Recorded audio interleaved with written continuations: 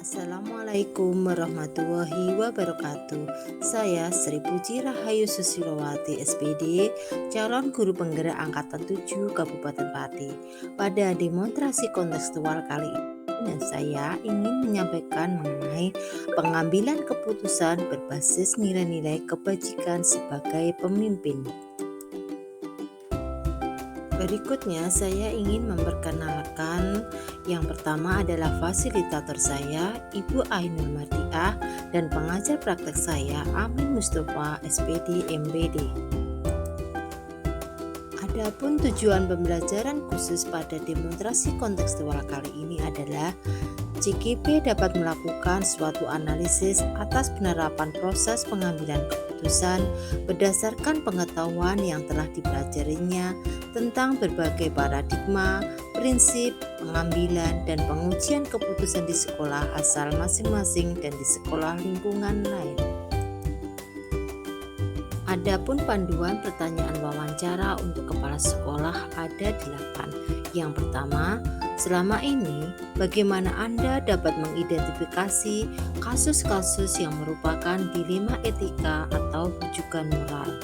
Yang kedua, selama ini bagaimana Anda menjalankan pengambilan keputusan di sekolah Anda, terutama untuk kasus-kasus di mana ada dua kepentingan yang sama-sama benar atau sama-sama mengandung nilai kebajikan.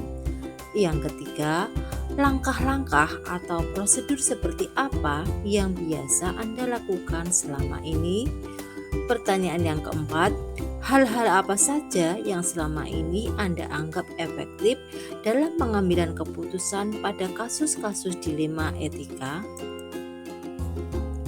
Pertanyaan yang kelima, hal-hal apa saja yang selama ini merupakan tantangan dalam pengambilan keputusan pada kasus-kasus dilema etika? Yang keenam, apakah Anda memiliki sebuah tata cara atau jadwal tertentu dalam sebuah penyelesaian kasus dilema etika? Apakah Anda langsung menyelesaikan di tempat atau memiliki sebuah jadwal untuk menyelesaikannya? Bentuk atau prosedur seperti apa yang Anda jalankan? Yang ketujuh, adakah seseorang atau faktor-faktor apa yang selama ini mempermudah atau membantu Anda dalam pengambilan keputusan dalam kasus-kasus dilema etika?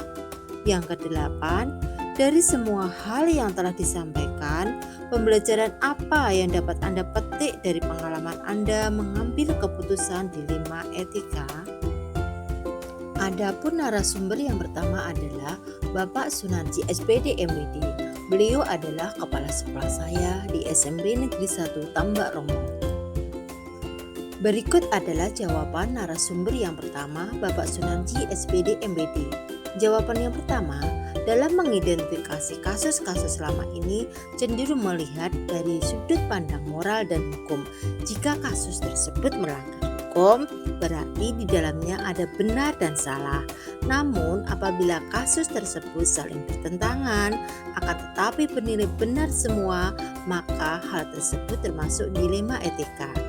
Jawaban yang kedua, dalam menjalankan pengambilan keputusan di sekolah, terutama terkait dilema etika, langkah pertama adalah dengan mengumpulkan fakta terlebih dahulu. Berikutnya, mengidentifikasi berdasarkan fakta yang ada untuk mencari mana yang paling benar. Selanjutnya, mencari solusi agar tidak ada yang merasa dirugikan dan bisa bermanfaat lebih untuk orang. Adapun jawaban dari pertanyaan yang ketiga adalah langkah yang saya lakukan tentu mencari informasi yang sebenarnya terjadi dari pihak-pihak yang terlibat, berdiskusi untuk menganalisa masalah, kemudian baru mengambil keputusan. Jawaban pertanyaan yang keempat, dalam mengambil keputusan pada kasus-kasus dilema etika, menurut saya yang efektif yaitu menelaah siapa saja yang terlibat dalam masalah itu dan seperti apa masalah yang sebenarnya terjadi. Jawaban yang kelima, tantangannya adalah harus bisa mengambil keputusan terbaik karena keduanya adalah benar dan harus menguntungkan kedua belah pihak serta tidak ada yang merasa dirugikan. Adapun jawaban pertanyaan yang keenam yaitu tergantung dari masalahnya terlebih dahulu. Kalau termasuk kasus berat perlu segera ditindaklanjuti dan perlu beberapa pihak yang harus diajak diskusi. Dan dalam mengambil keputusan juga harus sesuai prosedur. Jadi di sini tidak harus terjadwal dalam menyelesaikan setiap kasus. Jawaban yang ketujuh, dalam mengambil keputusan, saya sering melibatkan pihak-pihak tertentu yang terlibat serta warga sekolah agar tidak salah dalam mengambil keputusan.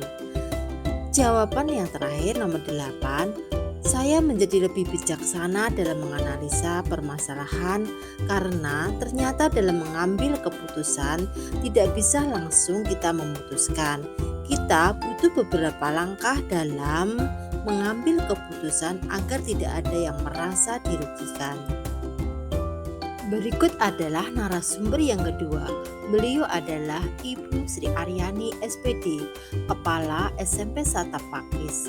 Beliau juga merupakan guru penggerak Angkatan 4 Kabupaten Pati. Jawaban narasumber yang kedua, Ibu Sri Aryani SPD, untuk pertanyaan yang nomor 1. Dalam mengidentifikasikan kasus-kasus yang merupakan dilema etika atau bujukan moral, saya menggunakan ilmu yang saya dapat selama pendidikan guru penggerak, yaitu harus tahu dulu apa itu dilema etika dan bujukan moral, karena dilema dalam pengambilan keputusan terdiri dari dua, yaitu dilema etika atau bujukan moral. Dilema etika adalah situasi di mana seseorang mengalami keadaan benar lawan benar, sementara bujukan moral adalah keadaan benar lawan salah. Jawaban dari pertanyaan yang kedua, karena ada dua kepentingan yang sama-sama benar atau sama-sama mengandung nilai kebajikan, jadi ini adalah dilema etika. Karena dilema etika, maka saya menggunakan 4 paradigma dilema etika, yaitu individu lawan masyarakat atau individual vs community. Yang kedua, rasa keadilan lawan rasa kasihan, justice vs mercy. Yang ketiga, kebenaran lawan kesetiaan, truth vs loyalty. Dan yang keempat, jangka pendek lawan jangka panjang, short term vs long term. Juga menggunakan 3 prinsip pengambilan keputusan, yaitu yang pertama, berpikir berbasis hasil akhir, and based thinking, ditentukan dengan konsekuensi atau hasil dari suatu tindakan. Yang kedua, berpikir berbasis peraturan, rule based thinking, menentukan keputusan berdasarkan peraturan yang telah dibuat. Prinsip yang ketiga, berpikir berbasis rasa peduli, care based thinking. Prinsipnya, lakukan kepada orang lain seperti yang Anda ingin mereka lakukan kepada Anda. Dengan kepedulian terhadap sesama, kita akan menjadi lebih peka dan bersimpati. Jawaban pertanyaan yang ketiga adalah langkah-langkah yang saya lakukan, yaitu dengan menggunakan 9 langkah dalam mengambil keputusan. Yang pertama, mengenali bahwa ada nilai-nilai yang saling bertentangan dalam situasi ini. Yang kedua, menentukan siapa yang terlibat dalam situasi ini. Yang ketiga, kumpulkan fakta-fakta yang relevan dengan situasi ini. Keempat, pengujian benar atau salah yang meliputi uji legal, uji regulasi, uji intuisi, uji halaman depan koran, uji panutan atau idola. Berikutnya yang kelima, pengujian paradigma benar lawan benar. Keenam, melakukan prinsip resolusi. Ketujuh, investigasi opsi trilema. 8, buat keputusan. Dan yang terakhir yang ke-9 adalah lihat lagi keputusan dan refleksikan. Jawaban pertanyaan yang keempat, yang saya anggap efektif dalam pengambilan keputusan pada kasus-kasus dilema etika, yaitu dengan menerapkan 4 paradigma pengambilan keputusan dan 3 prinsip serta 9 langkah dalam pengambilan keputusan. Jawaban yang kelima yang merupakan tantangan adalah kita harus bisa mempertimbangkan kasus yang kita hadapi itu merupakan rujukan moral apa dilema etika.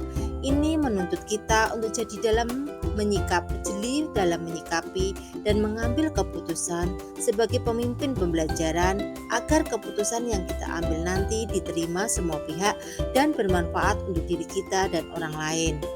Jawaban yang keenam, saya apabila mempunyai masalah memang mempunyai tata cara dalam menyelesaikannya. Apabila kasusnya hanya berpengaruh kecil, biasanya langsung diselesaikan.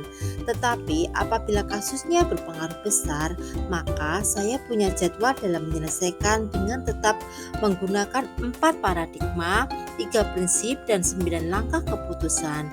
Jadi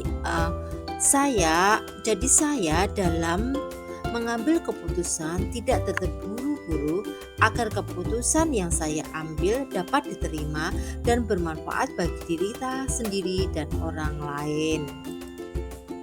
Jawaban pertanyaan yang ketujuh adalah tentu saja ada, yaitu rekan kerja atau seluruh warga sekolah dan faktor-faktor yang mempermudah saya dalam mengambil keputusan dalam kasus dilema etika adalah adanya komunikasi dan kolaborasi yang baik dari seluruh warga sekolah. Jawaban pertanyaan ke-8, pembelajaran yang saya dapatkan yaitu ternyata dalam pengambilan keputusan sebagai pemimpin pembelajaran tidaklah mudah. Kita harus banyak berlatih serta menggunakan praktek coaching, juga harus bisa mempertimbangkan kasus yang kita hadapi itu termasuk dilema etika atau rujukan moral. Dalam menyelesaikan kasus menggunakan 4 paradigma, 3 prinsip, 9 langkah, dan mengambil keputusan. Jadi, kita tidak langsung mengambil keputusan secara tergesa-gesa.